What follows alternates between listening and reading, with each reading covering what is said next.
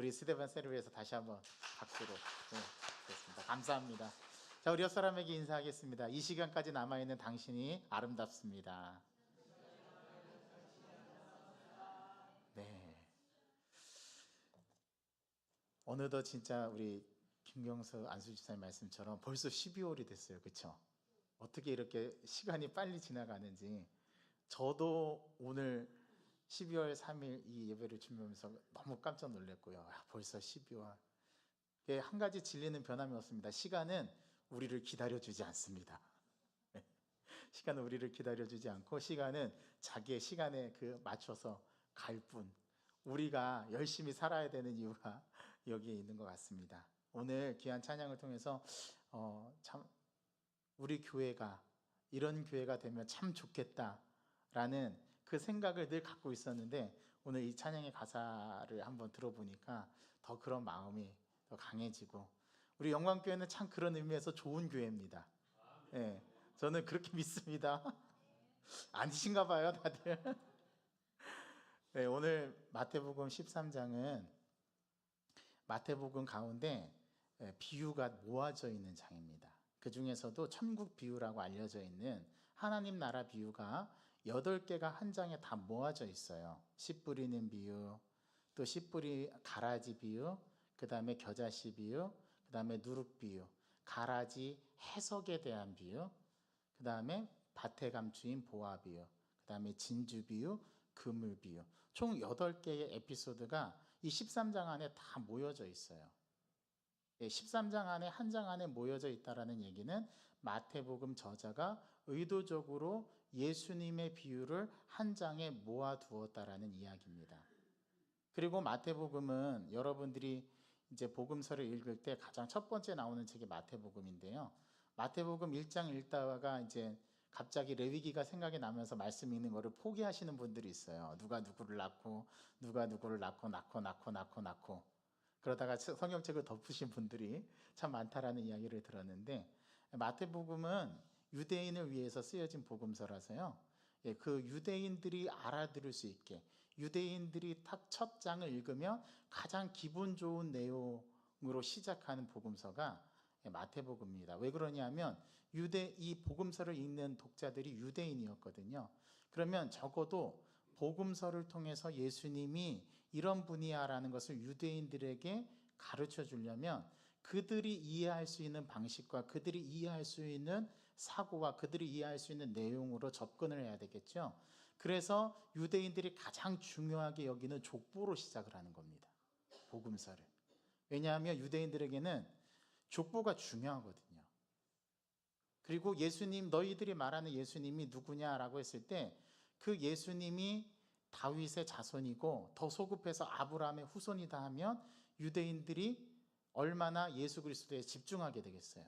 그래서 예수님의 기원의 소급을 아브라함부터 올라갑니다. 아브라함부터 쭉 해가지고 다윗까지, 다윗에서부터 쭉 나왔고 예수까지 왔다라는 이 계보를 설명해 주면서 예수님을 소개하고 있어요. 그래서 마태복음 저자는 이것을 마음속에 염두에 두고 이 복음서를 읽는 독자들을 위해서 기록하고 있습니다. 마태복음은요 크게 5개의 설교로 이루어졌다고 합니다. 첫 번째가 5장부터 7장에 나오는 상산설교. 산상설교가 뭐죠?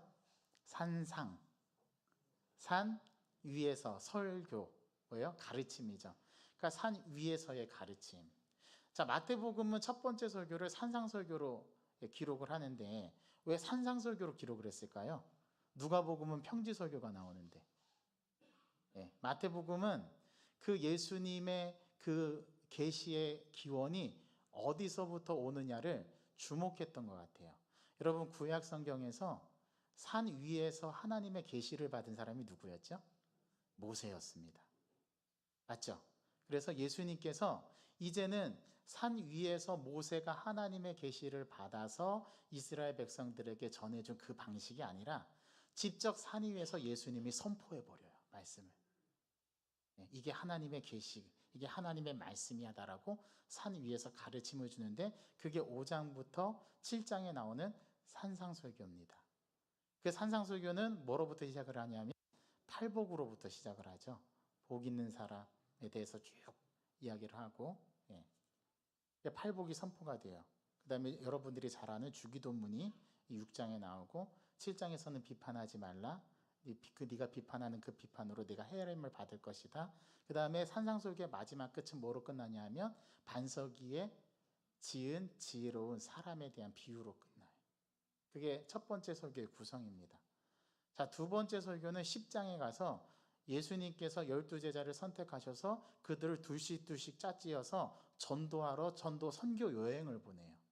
그때 지침과 방침을 일러주는데 너희들이 여행할 옷, 그 다음에 지팡이, 그 다음에 여러 가지 드는 그러한 여행에 필요한 것들이 있지만 신발과 지팡이에게는 너희들이 아무것도 가지지 말고 둘씩 나가서 너희들이 전도를 해라. 어느 고을에 들어가면 그 고을에서 말씀을 전했을 때 너희들이 받아들이는 사람이 있으면 그 사람 집에서 유하고, 만약에 너희들이 복음을 전했는데도 받아들이지 않으면 어떻게 하라고요? 너희들의 발에서 먼지를 떨어버려라. 이 설교가 10장의 두 번째 설교로 나옵니다. 세 번째 설교가 13장에서 오늘 우리가 봉독한 씨 뿌리는 비유로 시작하는 8개의 비유가 시작되는데 그 천국 비유가 세 번째 설교예요. 오늘 세 번째 설교에서 특별히 대림절 첫째 주간부터 저희가 이 하나님의 나라에 대한 주제를 묵상하게 될 겁니다. 오늘 오전에 제가 설교 때 말씀을 드렸죠. 오늘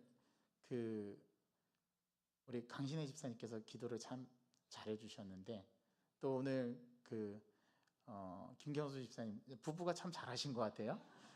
그 말씀을 잘해 주셨는데, 우리가 이 기다림이라는 주제, 특별히 기다림의 미학이라는 이 주제를 가지고 우리가 대림절 첫 번째 주간을 예수 그리스도를 소망하고 기대하는 이 마음으로 다시 우리의 마음을 불태워야 되고, 이 마음을 우리가 가져야 되는데, 왜 가져야 하냐면 우리가 늘 성탄절을 맞이할 때마다 대림절 첫 번째 주간의 주제가 기다림이에요.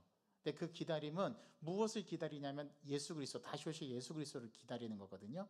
근데 그 다시 오실 예수 그리스도는 뭐를 가지고 오신다고? 이제 앞으로 오신다면 하나님의 나라를 완성해서 가져오시거든요. 그래서 그 하나님의 나라에 대한 주제가 이 대림절 기간의 묵상의 주제이기도 합니다. 그래서 저는 오늘 그 첫 번째 대림절 기간의 첫 번째 묵상할 그 묵상의 내용으로 저는 하나님의 나라를 여러분들과 함께 나누기를 원해요. 여러분, 하나님의 나라는 어떤 나라죠? 하나님의 나라는 헛된 망상이 아닙니다.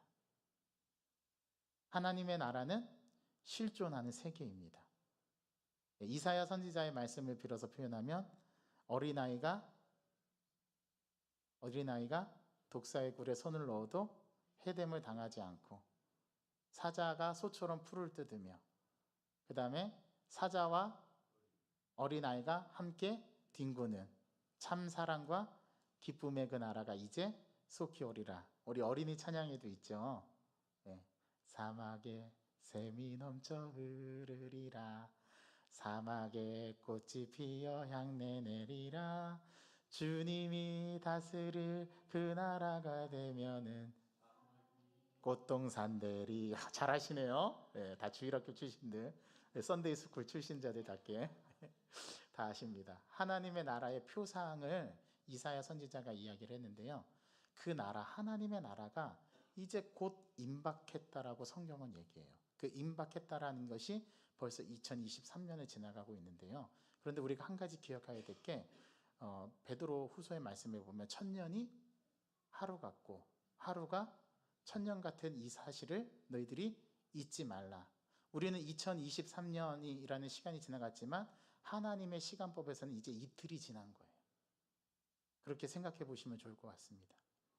우리는 주님을 기다리고 있습니다. 그리고 주님은 그 기다림 속에서 우리에게 임재하시고 다시 오시게 될 텐데, 그때는 이제 더 이상 이 땅 가운데 소망이 있는 것이 아니라 우리가 저 영원한 하늘나라에 소망을 두고 살아갈 건데, 그 하나님의 나라를 주님께서 완성해서 가지고 오실 거라고 말씀하셨어요. 그 나라를 기대하면서 하나님의 나라가 어떤 나라인지를 우리는 다시 한번 생각해보고 마음속에 되새겨야 합니다. 그런데 이상하게도 오늘 그 마태복음 13장에서 이 하나님의 나라 비유, 천국 비유를 말씀하시는데, 천국 비유의 첫 번째 비유가 씨를 뿌리는 자의 비유입니다. 씨 뿌리는 자의 비유. 너무 잘 아시는 말씀이죠. 예수님께서 어느 날 집에서 나가셔서 바닷가에 앉으셨습니다. 앉으셨다라는 표현은 항상 계시가 예수님께서 계시의 말씀을 하실 때 나오는 동작 표현이에요. 산 위에서 앉으셨다, 바닷가의 배 위에 앉으셨다, 집에 앉으셨다. 앉으시고 나서 반드시 나오는 거는 계시의 말씀이 나와요. 근데 오늘 예수님께서 바닷가에 앉으셔서 바닷가에 앉으시니까 큰 무리가 그 바닷가 주변에 모여들어서 예수님께서 배에 올라가 앉으셔가지고 해변에 서 있는 무리를 향해서 예수님께서 말씀을 하시는데 비유의 말씀을 하십니다. 비유. 여러분 비유가 뭐죠? 비유가 뭡니까? 비유. 예, 빗대어 이르는 걸 비유라고 합니다. 예, 아주 잘 설명해 주셨어요. 요거를 그리스 언어로 보면 파라볼레라는 말이야. 파라볼레. 파라는 전치사입니다. 곁에라는 뜻이고 볼레는 말로라는 동사에서 나오는데 말로라는 동사는 던지다라는 뜻이에요. 자, 그러면 무슨 뜻이냐면 곁에 던져놓고 보는 거예요. 그게 비유입니다. 예, 비유라는 본래의 뜻이 던져놓고 비교해 본다라는 뜻이에요. 던져놓고 옆에서 견주어서 보는 거예요. 자, 그런데 오늘 말씀해 보니까 비유로 그들에게 말씀하시는데 이렇게 말씀하십니다. 이르시되 씨를 뿌리는 자가 뿌리러 나갔다. 그래서 오늘 비유가 씨 뿌리는 자의 비유입니다.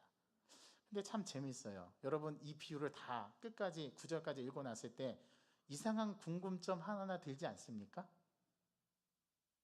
예, 비유는 분명 무슨 비유라고 했어요?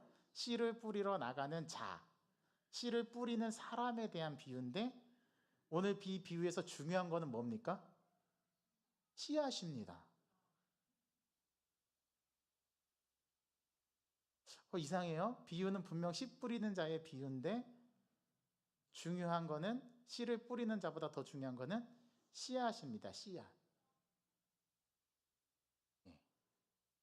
이거 눈치채셨는지 모르겠어요. 우리는 전부 다 씨를 뿌리는 자가 중요하다고 생각하는데 오늘 비유에서 더 중요한 거는 씨앗입니다. 근데 더 중요한 게 있습니다. 뭘까요? 그렇죠. 역시 이신혜 원사님. 중요한 거는 그 씨앗이 어디에 떨어지느냐. 밭이 중요하대요. 밭. 그러니까 오늘 이 비유가 세 가지를 나란히 놓고 보게 합니다. 첫 번째 씨를 뿌리는 사람이 있고 그 다음에는 씨앗이 있고 또 하나는 그 씨앗이 떨어지는 밭의 종류가 어떤 종류냐에 따라서 굉장히 수확이 달라져요.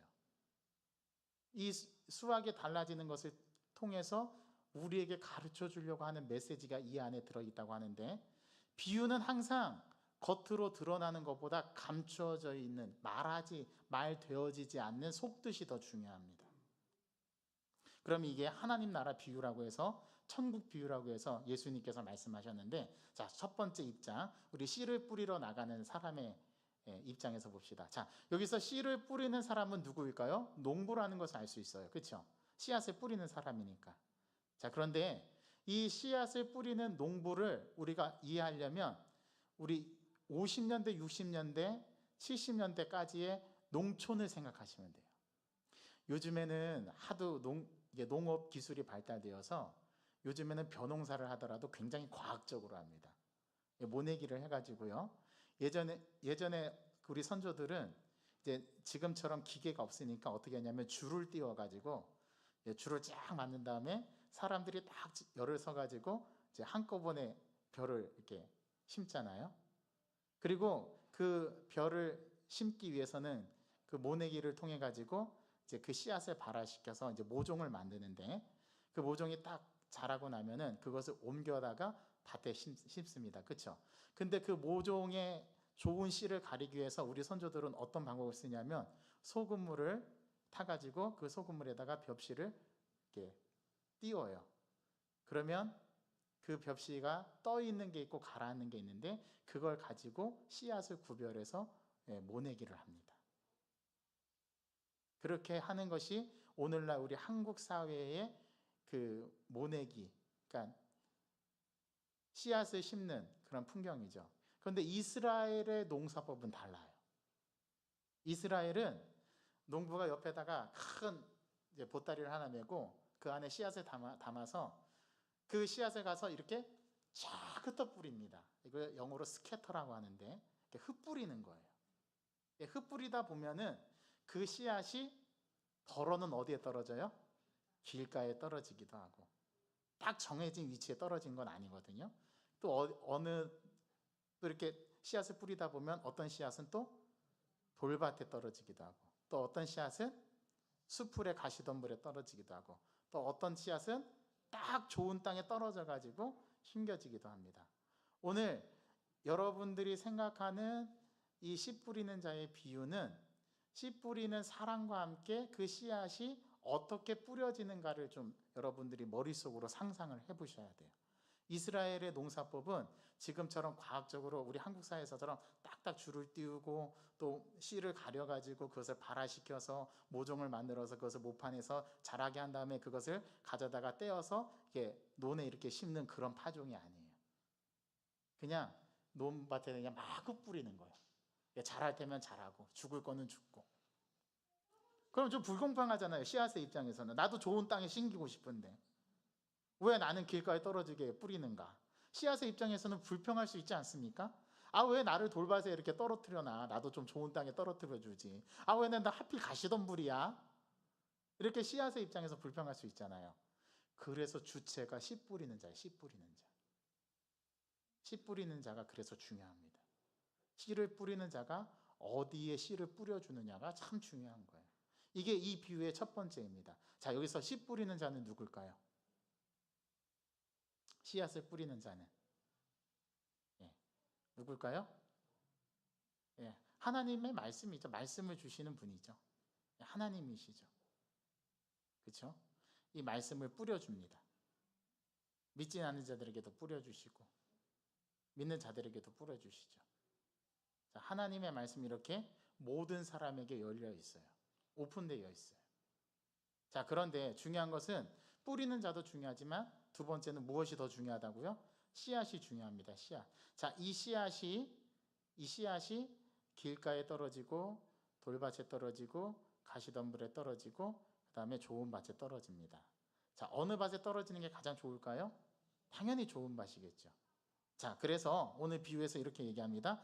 뿌릴새 덜어는 길가에 떨어짐에 새들이 와서 먹어버렸고, 덜어는 흙이 얇은 돌밭에 떨어짐에 흙이 깊지 아니하므로 곧 싹이 나오나 해가 돋은 후에 타서 뿌리가 없어짐으로 말랐고, 덜어는 가시 떨기 위해 떨어짐에 가시가 자라서 기운을 막았고, 덜어는 좋은 땅에 떨어짐에 어떤 것은 100배, 어떤 것은 60배, 어떤 것은 30배의 결실을 맺었느니라. 자, 같은 옥토밭에 떨어졌는데도 어떤 씨앗은 30배밖에 못 맺고, 어떤 것은 60배밖에 못 맺고, 어떤 것은 100배의 결실을 맺는데요. 같은 옥토인데도 씨앗에 따라서 30% 정도 거두고 60% 거두고 100% 거둘 수 있답니다. 굉장히 불공평하죠. 자, 그렇다면 일단은 그 씨앗이 떨어지는 장소도 중요합니다. 자, 길가. 그럼 길가가 의미하는 게 있을 거예요. 그렇죠? 그다음에 돌밭이 의미하는 게 있을 거고, 가시덤불이 의미하는 게 있을 거고, 마지막에 좋은 땅이 의미하는 게 있을 거예요. 자, 이 해석은 여러분들이 다 알고 있어요. 어디에 그 해석이 나오냐 하면 여러분 보세요. 19절 보십시오. 19절. 18절부터 보겠습니다. 그런즉 씨 뿌리는 비유를 들으라. 이제 해석을 해주시는 거예요. 예수님이 아무나 천국 말씀을 듣고 깨닫지 못할 때는, 자, 첫 번째, 악한 자가 와서 그 마음에 뿌려진 것을 어떻게 하나니? 자, 그게 뭐래요? 길가에 뿌려진 자래요. 길가에 뿌려진 자. 자, 예수님이 해석을 어떻게 하냐면, 아까 이 비유가 무슨 비유라고 그랬어요? 씨 뿌리는 자의 비유라고 그랬죠. 자, 씨 뿌리는 자가 씨를 뿌려 나가서 길가에 씨를 뿌리는 자는 누구냐?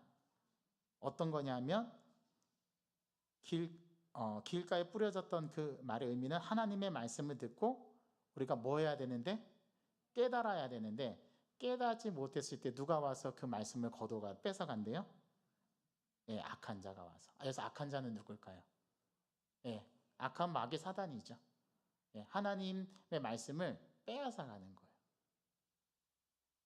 자, 그러니까 말씀을 듣고 깨닫는 게 굉장히 중요하다는 거죠. 자, 여러분 말씀을 들어보겠습니다. 오늘 오전 설교 주제가 뭡니까? 못 깨달으셨어요? 이거 큰일 났네. 기다림이었잖아요. 기다림. 네. 그래서 제가 처음에 우리는 여러 가지를 기다리고 있다고 제가 여러 사례를 말씀을 드렸죠. 심지어 어떤 사람도 있어요. 이 예배가 빨리 끝나서 축도를 기다리는 사람도 있다고 제가 우스갯소리로 말씀을 드렸죠. 제가 망부석 얘기를 왜 했을까요? 상관없는 망부석 얘기. 기다림이란 것에 대해서 말씀을 드리려고. 그 의미를 여러분들에게 계속 주지시켜 주려고 제가 강화시킨 거예요. 말씀 속에서. 왜요? 이사야 선지자가 64장 1절부터 9절에 나오는 하나님의 강림, 재림, 하나님의 나라, 그것에 대해서 여러분들에게 말씀을 드리기 위해서. 이스라엘 백성들을 보고 하나님이 얼마나 기다리셨는지, 얼마나 말씀을 하셨는지, 그것을 여러분들에게 말씀드리고자 제가 서두에 그 장황한 이야기를 한 거예요. 자, 오늘 씨를 뿌리러 나가는데 첫 번째 씨를 뿌리러 나간 씨 뿌리는 자, 그 사람은 누구였냐면 길가에 떨어진 자였어요. 그런데 그거는 악한 마귀 사단이 와서 그 말씀을 빼앗아 간다라고 해석을 해줍니다. 자, 두 번째, 돌밭에 떨어졌다는 것은 무슨 의미입니까?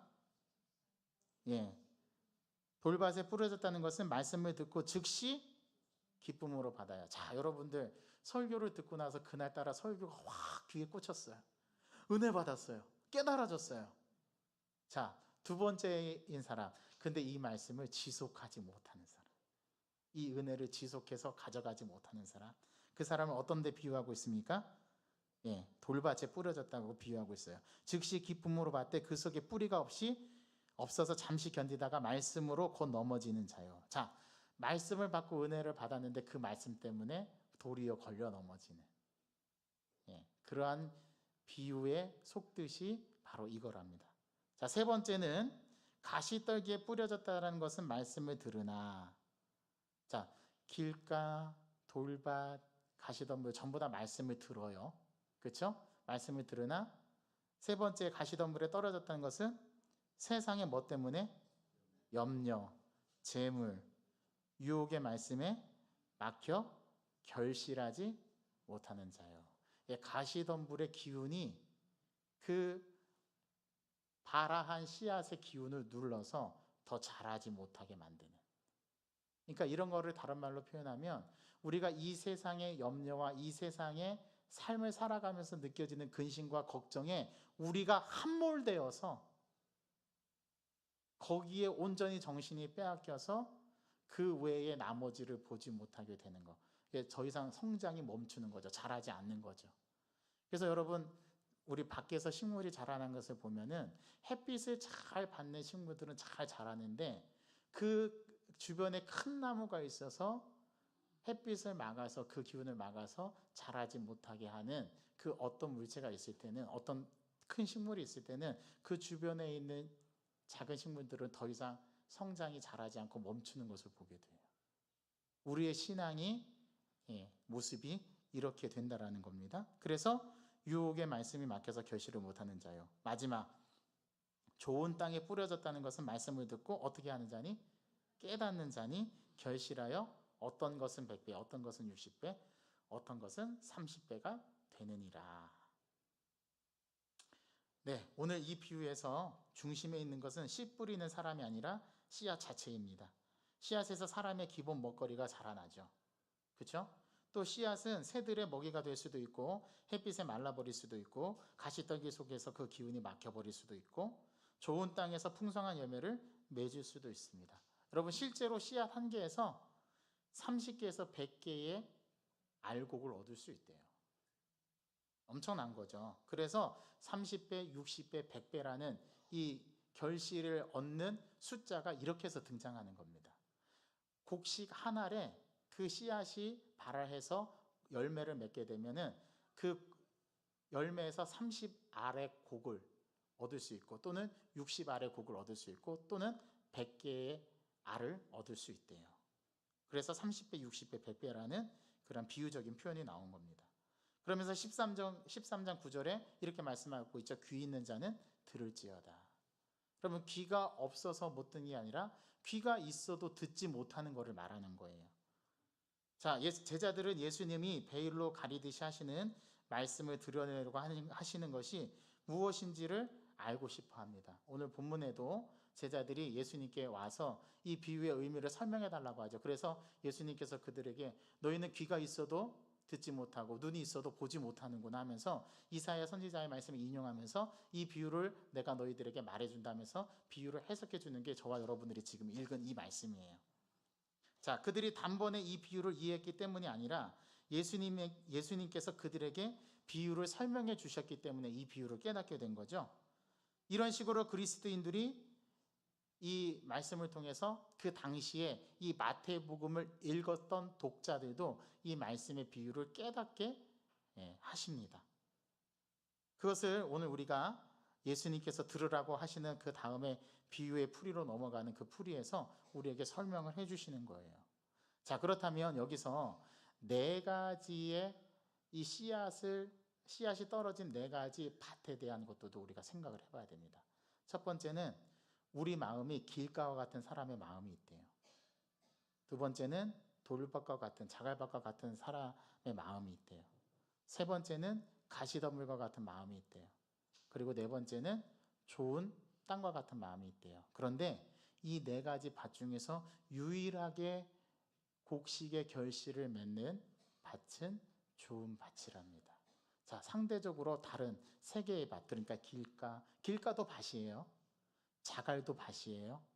그 다음에 가시덤불도 밭이에요. 그런데 이 세 개의 밭은 마지막 좋은 땅이라고 말하는 밭보다는 덜 좋은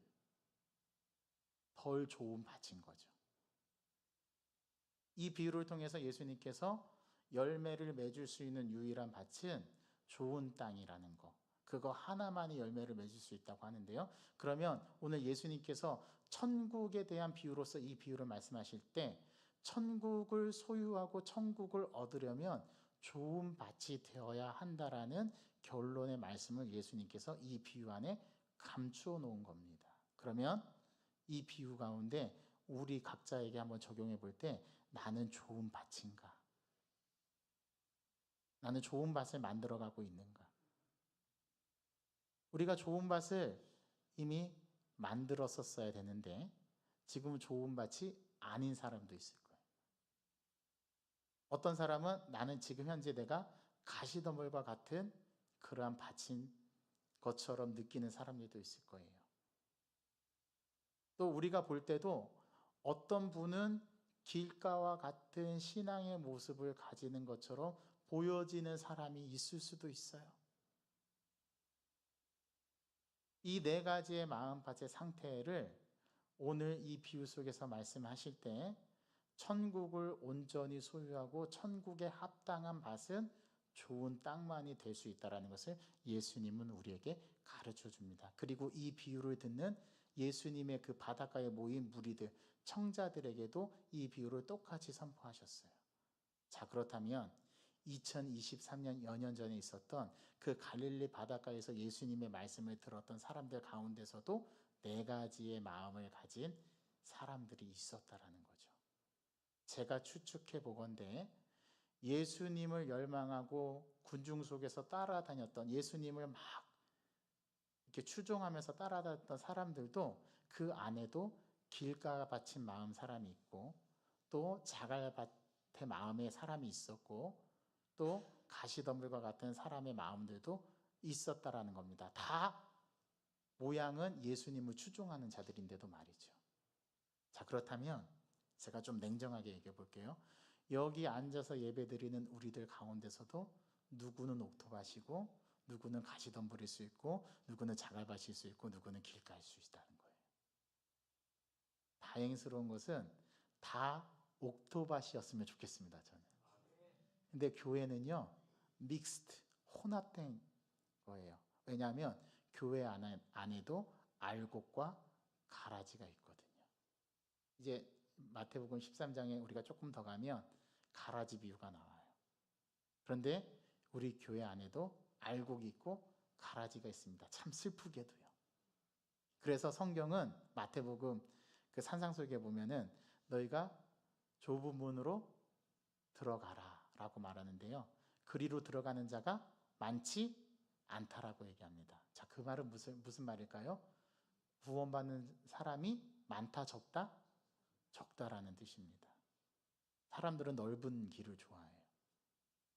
우리 교회 안에도 구원받는 자가 있을 수 있고 구원받지 못하는 자가 있을 수도 있다. 왜냐하면 가라지가 그 안에 섞여 있거든요. 근데 하나님께서는, 예수님께서는 그 가라지를 솎아내지 말래요. 마지막 날에 심판하늘에 예수님께서 재림하실 때에 알곡을 모아서 어떻게 하고 곳간에 드리고 가라지는 꺼지지 않는, 쭉정이는 영원히 꺼지지 않은 불에 던져서 불사르겠다, 소멸시키겠다 라는 겁니다. 오늘 이 비유를 무서운 말씀으로 받으면 굉장히 좀 두려운 말씀이에요. 자, 일단 저와 여러분들은 좋은 씨를 뿌리는 사람인지 일단 한번 점검해 보십시오. 나는 씨를 뿌리는 사람인가? 나는 씨를 뿌리는 것조차도 안 하는 사람은 아닌가? 자, 두 번째, 씨를 뿌렸는데 그 씨가 좋은 씨인가? 나는 발화를 할 수 있는 씨앗인가? 세 번째, 그 씨앗이 떨어졌을 때 그 네 가지의 비유적인 밭, 나는 길가인 사람인가? 나는 자갈밭의 사람인가? 나는 가시덤불의 사람인가? 나는 좋은 땅의 사람인가? 예, 좋은 땅은 그 열매가 자라서 30배, 60배, 100배의 결실을 맺는데요. 자, 이 향에 떨어질 거면은 좋은 밭에 떨어지는 게 좋겠죠. 예. 그렇다면 저와 여러분들이 좋은 밭이 되어야 합니다. 그런데 우리는 이 말씀을 참 다르게 적용해요. 아, 저 사람이 참 좋은 밭이 돼야 되는데. 자기가 좋은 밭에 될 생각은 안 하고 저 사람이 참 좋은 밭이 돼야 되는데. 우리 그렇게 적용을 해요. 여러분, 적용은 나에게 하는 거예요, 나에게. 오늘 예수님은 이 비유를 통해서 길가, 자갈, 가시덤불 그냥 말씀하신 게 아니라 우리가 옥토밭이 되어야 되고 이 세 개의 밭은 되지 말라고 비유적으로 말씀해 주신 거예요. 자, 여러분들은 하나님의 나라를 열망하죠? 하나님의 나라가 우리에게 임하기를 여러분들은 간절히 바라시죠? 자, 그렇다면 그 하나님의 나라가 우리에게 진짜 임했을 때, 진짜 하나님의 나라가 왔을 때, 그때 나는 여러분들과 저는 길가에 있으면 안 돼요. 여러분들과 저는 자갈밭에 있으면 안 돼요. 여러분들과 저는 가시덤불에 있으면 안 돼요. 어디에 있어야 되냐면 옥토 그 밭에 떨어져 있어야 합니다. 이게 중요한 거예요. 오늘 비유의 가장 핵심은 우리가 씨앗이 옥토에 좋은 땅에 떨어져서 열매를 맺느냐 맺지 못하느냐예요. 다른 것에 의미가 있는 게 아니에요. 일단은 씨앗이 중요하고 그 씨앗이 좋은 땅에 떨어지는 것이 중요합니다. 이 세 가지가 딱 맞아 떨어져야 돼요. 씨 뿌리는 자는 일단 스캐터 던져요. 뿌려요. 자, 그 씨앗이 어디에 떨어져야 되냐면 좋은 땅에 떨어져야 됩니다. 이건 비유적이지만. 세 번째, 그 좋은 땅에 떨어진 사람은 반드시 뭐를 맺어요? 열매를 맺어요. 우리 영광교회 모든 성도님들은 우리 한 분 한 분이 다 좋은 땅이 되어주시기를 바랍니다. 더 좋은 땅이 되어주셔서 하나님 나라가 임할 때 그 안에서 많은 열매를 맺을 수 있는 사람이 되기를 간절히 소망합니다. 요거를 조금 더 적용해 볼까요? 어떻게 적용해 보냐면 이렇게 적용해 봤어요. 자, 저는 좋은 땅인가? 저도 좋은 땅이라고 믿고 그 좋은 땅에 씨앗이 던져졌을 때 어떻게 열매를 맺을까? 삶에서 열매를 맺어야 돼요. 삶에서. 자, 그러면 제가 이번 주에 어떤 일이 있었는지를 한번 말씀을 드려볼게요. 이번 주일에 제가 교회에 있는데 요즘에 참 그런 분들이 많이 와요. 어떤 분들이 많이 오냐면 노숙자들. 그래서 오셔서 저한테 많은 거 요구하는 거 아니에요. 2,000원만 달래요. 처음에는 다 줬어요. 아, 그랬더니 이게 소문이 나가지고 아, 영광교회 가니까 돈을 주더라. 그래서 금요일 날인가? 금요일 날은 한 네 분이 같이 떼거지로 몰려왔어요.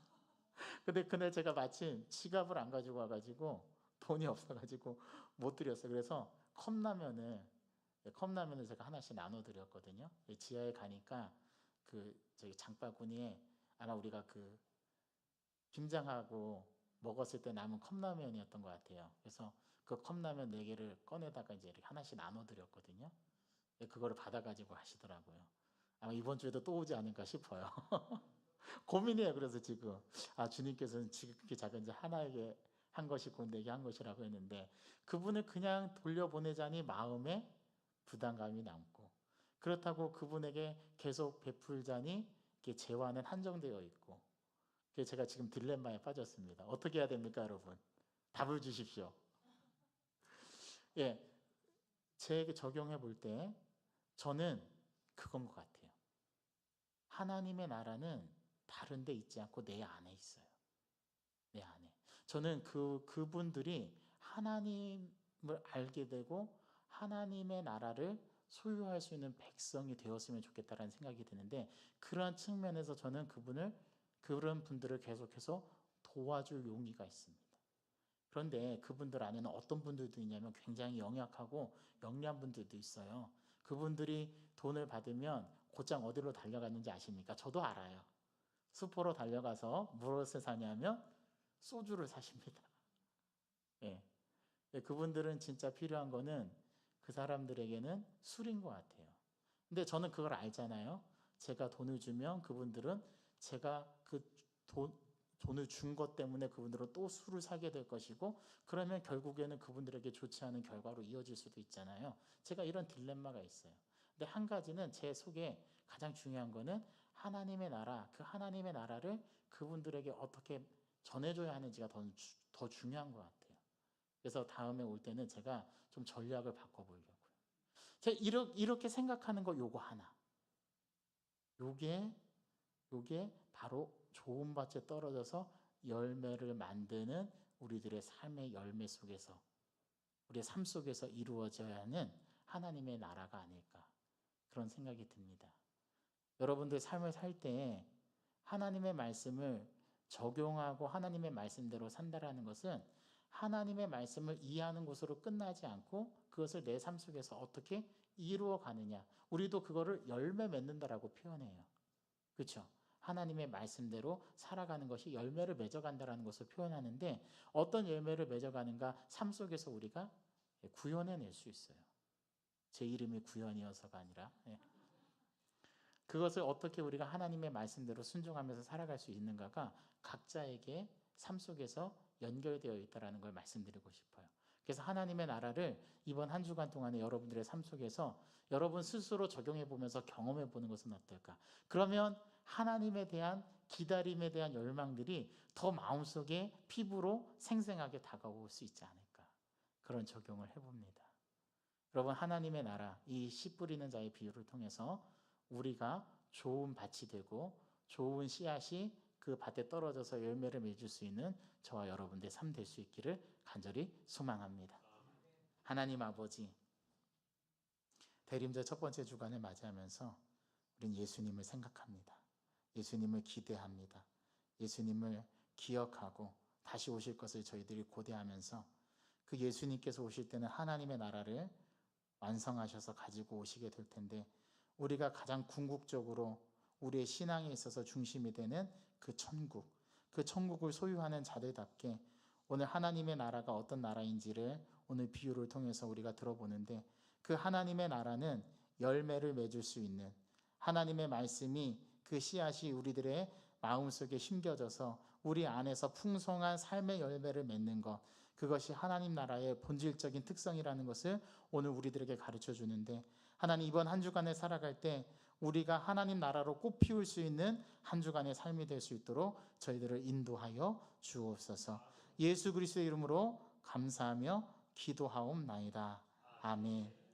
이제는 우리를 죄악 가운데서 구원해 주신 예수님 은혜와 그 하나님 아버지의 무한하신 사랑과 성령님의 감화 감동하시며